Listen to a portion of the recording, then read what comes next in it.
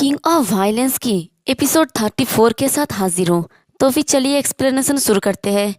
पिछले एपिसोड में हमने देखा था कि सेयोनबू सनबाई का छोटा भाई जुआन रास्ते पे जा रहा होता है और उसके पास 3 बदमाश लड़के आते हैं जो खुद को सेयोनबू सनबाई का फ्रेंड्स कहता है। और सेयोनबू सनबाई भी जुआन को ढूंढने के लिए रास्ते पे निकल आता है और चिल्ला के कहता है कि जुआन तुम कहाँ पर हो जुआन। वो काफी ज्यादा थक जाता है तो वो कहता है कि मैंने उससे कहा था कि वो बाहर ना घूमे, बट तभी उसे जुआन का आवाज आता है जो हेउन करके पुकारता है। ये आवाज सुन के सनबे सोचता है कि ये वॉइस तो देखती है कि जुआन दौड़ते हुए आता है और कहता है कि सेउन बेहून। और उसे देखकर सनबे भी उसकी तरफ दौड़ते हुए जाते हुए कहता है कि जुआन तुम कहाँ पर गए थे, मैं तुम्हारे लिए कितना ज्यादा परेशान था। तो जुआन कहता है कि आई एम सॉरी, मैं आपको सरप्राइज पार्टी देना चाहता था।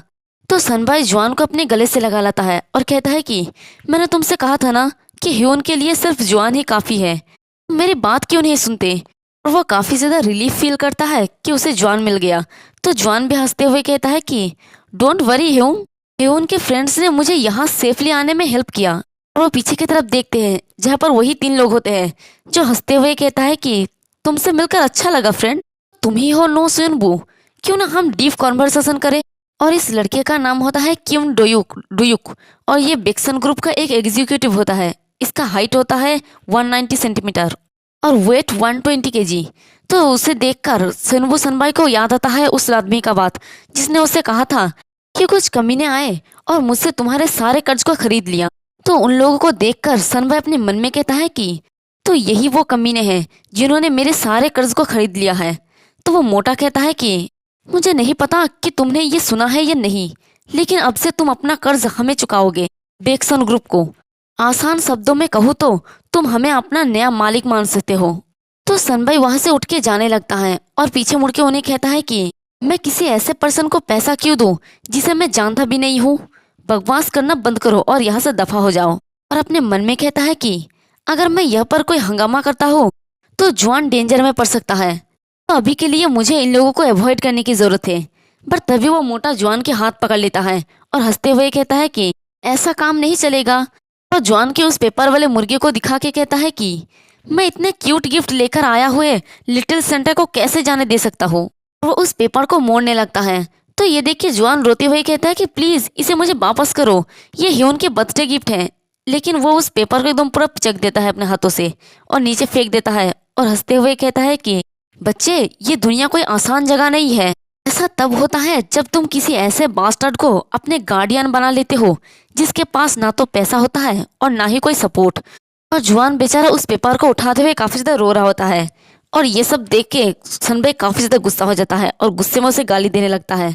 बट तभी देखते हैं कि पीछे से कोई दौड़ते हुए आता है और ये हमारा गिल्सो होता है जो उस मोटे के ऊपर एक जोरदार लात मारता है। लेकिन वो मोटा अपने दोनों बाजू को सामने करके उसके अटैक को ब्लॉक कर लेता है और उसे देखकर सनबाई भी काफी ज्यादा हैरान होता है और कहता है कि तुम एक छोटा सा लड़का। और गिल्सो अपने मन में कहता है कि जब मैंने दरवाजों को खोला तो मुझे जो खिलौने दिखे और सनबाई ने स्टूड फार्म में एंटर करने का रिस्ट्रिक्शन करने का कारण ये सब कुछ इसलिए था क्योंकि वो सीक्रेटली एक बच्चे को राइज कर रहा था। तो वो मोटा गिल्सो को देख कर कहता है कि फक साले तू है कौन, क्या तू मरना चाहता है। तो गिल्सो सनबाई को कहता है कि सनबाई जबकि ये स्टूड फार्म नहीं है इसलिए मेरे बीच में बोलना ठीक रहेगा है ना, लेकिन पहले मुझे इन कचरों को क्लीन करने दे। फिर हमें एक पास्ट का सीन दिखाया जाता है जहाँ पर सनबे स्कूल में फर्स्ट ईयर में था और साथ ही हमें उसका वॉइस ओवर सुनाया जाता है जहाँ पर वो कहता है कि पहली बार जब मैं जुआन से मिला तब मुझे अकेला रहने में डिफिकल्ट हो रहा था। और वो देखता है कि उसके सामने एक बच्चा बैठा होता है जो उसकी तरफ देख रहा होता है और उसके पास एक छोटा सा कागज मिलता है जिसमें उसकी मॉम ने लिखा था कि सियोनबू मैं इसे तुम्हारे पास छोड़ रहा हूँ, अगर तुम्हें इसे बड़ा करने में डिफिकल्ट हो तो तुम इसे ऑर्फनेज में भेज सकते हो, तुम्हारा मॉम। और ये देख के उसे काफी ज्यादा गुस्सा आ रहा होता है और कहता है कि सीरियसली इसका एक लिमिट होना चाहिए, क्या आपने यहाँ एक बच्चे को भी छोड़ दिया। और फिर से उसका वॉइस ओवर सुनाया जाता है जहाँ पर वो कहता है कि जब से मैं बच्चा था तब से मेरा मॉम ही मेरा एकमात्र फैमिली थी, लेकिन मैंने उनसे बहुत पहले ही कांटेक्ट खो दिया था क्योंकि वो हमेशा ही नए नए बॉयफ्रेंड को अपने घर लेकर आती थी। इसलिए जिंदा रहने के लिए मैंने छोटे मोटे काम किया है। बेशक एक कम्प्लीटली स्ट्रेंजर को ऑर्फनेज को सौंपना ठीक होता और क्योंकि मेरे पास उसका देखभाल करने का कोई साधना नहीं था। तभी जुआन उसे कहता है कि आप ही वो ह्यून हो जिसके बारे में मम्मी मुझे बता रही थी। मम्मी ने मुझसे कहा कि ह्यून मेरा फैमिली है। और ये सुन के सनबाई काफी ज्यादा चौंक जाता है और उसका आवाज आता है। हालांकि जिस मोमेंट पर मैंने उसे देखा, मेरा बचपन उसकी आंखों में झलक उठा। इसलिए ह्यून उसे प्यार से कहता है कि ये सच है, आज से ह्यून तुम्हारा फैमिली है। और सनबाई कहता है कि मैं उस बच्चे का हाथ नहीं छोड़ सकता था जिसका घाव भी मेरा जैसा ही था। उसके बाद जंगचुन सनबाई की हेल्प से मैंने स्कूल का स्टूड फॉर्म हासिल कर लिया और सीक्रेटली रहने लगा। हालांकि हालात बदतर थे, लेकिन मुझे इसका कभी भी अफसोस नहीं हुआ, क्योंकि जुआन का प्रेजेंस ही एकमात्र कारण बन गया। मुझे हार्श लाइफ सहन करना पड़ा। और प्रेजेंट में सनबाई गिल्सू के कंधे पे हाथ रख के कहता है कि तुम्हें इसमें इसके बीच में पड़ने की जरूरत नहीं है, भले ही ये एक मोमेंट के लिए ही क्यों ना हो। प्लीज जुआन को प्रोटेक्ट करो। तो गिल्सू कहता है कि हाँ ठीक है, और अपने मन में कहता है कि क्या वो खुद से उन सभी के साथ लड़ेगा। तभी रैबिट जैसा दांत वाला लड़का सनबाई के ऊपर अटैक करने के लिए दौड़ते हुए आता है और कहता है कि तुम बस अपने छोटे भाई के सामने कूल एक्टिंग कर रहे हो, मुझे तुम्हें सेंस में वापस लाने के लिए थोड़ा पीटना पड़ेगा। और वो जैसे ही सनबाई के ऊपर अटैक करता है, सनबाई उसके मुक्के को पकड़ लेता है अपने हाथों से। ये देख के वो लड़का थोड़ा हैरान हो जाता है। अपने मन में कहता है कि उसका ग्रिप का स्ट्रेंथ तो काफी ज्यादा है। और सनबाई उसके हाथ को पकड़ के मरोड़ देता है, जिससे वो लड़का जोर जोर से चिल्लाने लगता है। और सनबाई गुस्से में उन सभी को कहता है कि तुम सभी को ग्रेटफुल रहना चाहिए, क्योंकि जुआन ही एकमात्र कारण है जिसके लिए तुम सब जिंदा हो। तभी दूसरा वाला लड़का बड़ी तेजी से आता है और चिल्ला के कहता है कि तो कमीने, क्या तुम मरना चाहता है। और वो अपने पैर से सनबाई के ऊपर अटैक कर देता है, लेकिन सनबाई पीछे की तरफ झुक के उसके अटैक को डॉज कर लेता है। और वो लड़का फिर से सनबाई के ऊपर किक पे किक मारता है, और सनबाई अपने दोनों हाथों का आगे कर कर उसके सारे किक को ब्लॉक कर रहा होता है। और ये सब देख के गिल्सू भी थोड़ा परेशान हो जाता है और अपने मन में कहता है कि ये लड़का तो मेरी उम्मीद से ज्यादा बेहतर निकला। वो सारे किक्स वो बहुत ही ज्यादा फास्ट है। और वो लड़का किक मारते हुए खुश होकर कहता है कि हो सकता है कि मैं ऐसा ना दिखूं, लेकिन मैंने इंटरनेशनल ताइक्वांडो कंपटीशन में भाग लिया था, इसलिए मुझे अंडर एस्टिमेट मत करो। और वो सनबाई को किक मार के नीचे गिरा देता है। और ये देख के जुआन चिल्ला के आगे बढ़ते हुए कहता है कि ह्यून। तभी गिल्सू उसे हाथ से रोक लेता है और अपने मन में कहता है कि जैसे कि उम्मीद था, ऐसा किक वाले पर्सन का खिलाफ लड़ना मुश्किल है। बट तभी देखते हैं कि सनबाई ने उसके पैर को अपने दोनों पैरों से जकड़ लिया होता है और उसे कहता है कि क्या ये ताइक्वांडो था। और वो उसके पैर को इतना जोर से मोड़ता है कि वो लड़का जोर जोर से चिल्लाने लगता है। और सनबाई कहता है कि ये तो मेरा फेवरेट है। ये देख के गिल्सू तुरंत जुआन की आंखों को ढक लेता है और जुआन कहता है कि ह्यून के साथ क्या हुआ। तो गिल्सू सनबाई को इस तरह से देखकर थोड़ा हैरानी से कहता है कि क्या वो जानबूझकर गिरा था। तो उन दोनों को निपटने के बाद बस मोटा ही बचता है और मोटा हंसते हुए कहता है कि मैं तो बस आज बेक्सन ग्रुप को इंट्रोड्यूस करने जा रहा था, लेकिन तुम मुझे कोई मूव उठाने के लिए मजबूर कर रहे हो। ये कह के वो बड़ी तेजी से सनबाई को जाके पकड़ लेता है।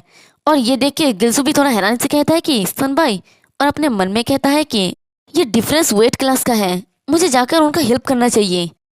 पर तभी देखते हैं कि सनबाई ने उसके अटैक को डॉज कर लिया होता है और अपने दोनों पैरों से उसके गले को जोर से पकड़ लिया होता है, जिससे वो लड़का दर्द से करारने लगता है। और वो लड़का अपने मन में कहता है कि ये क्या है, मैं सांस नहीं ले पा रहा हूँ। और सनबाई उसे गुस्से में कहता है कि अगर तुम मुझे इस तरह से धमकाओगे तो मैं भी साथ नहीं रह पाऊंगा। और इस तरह से दिखाया जाता है जैसे एक मगरमच्छ दूसरे मगरमच्छ का शिकार करता है। उसी तरह से हमारा सनबाई ने उसे पकड़ के रखा होता है और उस मोटी के मुंह से झाग भी निकल आता है। और सनबाई कहता है कि अगर तुम्हें पैसा चाहिए तो इसे पोलाइटली मांगो। और गिल्सू का तो ये नज़ारा देखकर मुंह खुला का खुला ही रह जाता है और अपने मन में कहता है कि वो तो पागल है, मुझे नहीं पता था कि वो इतना ताकतवर है। फिर सीन यहीं पर कट हो जाता है और हमें एक क्लब का सीन दिखाया जाता है, जहाँ पर कोई फोन में बात करते हुए कहता है कि हाँ ये सब कुछ कैसा जा रहा है। तभी वो कहता है कि क्या। और दूसरी तरफ से वो मोटा आदमी फोन पकड़ा होता है, यानी सनबाई ने इन तीनों को हरा दिया होता है। तो वो मोटा आदमी उस ताइक्वांडो वाले लड़के को सहारा देके चल रहा होता है और फोन पे बात करके कहता है कि हम आपसे माफी मांगते हैं, इतना कि हमने सोचा था वो उससे भी ज्यादा स्ट्रॉन्गर था। वो क्लब वाला आदमी कोई और नहीं बल्कि ये बेक्सन ग्रुप का 5 नंबर का ड्रैगन है, तायरन कौन। और वो ये सुन के कहता है कि तो क्या तुम लोग मार खा के आए। तो वो मोटा कहता है कि अगर आप हमें एक और चांस देते हैं तो हम इसे प्रॉपरली करेंगे। तो तायरन कौन कहता है कि ऐसा रूमर है कि वो 6 गेट में कुछ पावरफुल लोगों में से एक है, ऐसा लगता है कि ये गलत नहीं है, कोलोजियम पर वापस लौटो और मिशन में फेल होने पर डिफिकल्ट पनिशमेंट के लिए इंतजार करो। तो ये सुन के मोटा कहता है कि क्या रुके, बट तभी तायरन कौन फोन को कट कर देता है और पीछे की तरफ देख के कहता है कि ये सच में शर्मनाक है। जब बात सिक्स गेट से लड़ने का आता है तो वो हमेशा ही फेल हो जाते हैं। और वो नीचे की तरफ देखता है जहाँ पर एक फाइटिंग अरीना होता है। ऑब्वियसली ये एक इलीगल फाइट है। और तायरन कौन आगे कहता है कि फिर भी ये अच्छी बात है। और नीचे जो दो लोग फाइट कर रहे थे उनमें से एक वही लड़का होता है जिसे पहले हमारे गिल्सो ने हराया था जब उसने जंगमी को उठाने की कोशिश करा था। तो तायरन कौन हंसते हुए कहता है कि एक प्लेयर अभी अभी अपने एक्सपीरियंस पीरियड पर पहुंचा है, मैं बस उसे डुयो के साथ एक्सचेंज कर सकता हूँ। मतलब इसका बिजनेस होता है दूसरों को लाके यहाँ पर फाइट करवाना, इलीगल फाइट, और उससे पैसा कमाना। और इसी के साथ हमारा ये वाला एपिसोड भी खत्म होता है। एक्सप्लेनेशन पसंद आई तो कमेंट करके ज़रूर बताना। वीडियो को लाइक और चैनल को सब्सक्राइब कर देना। शुक्रिया।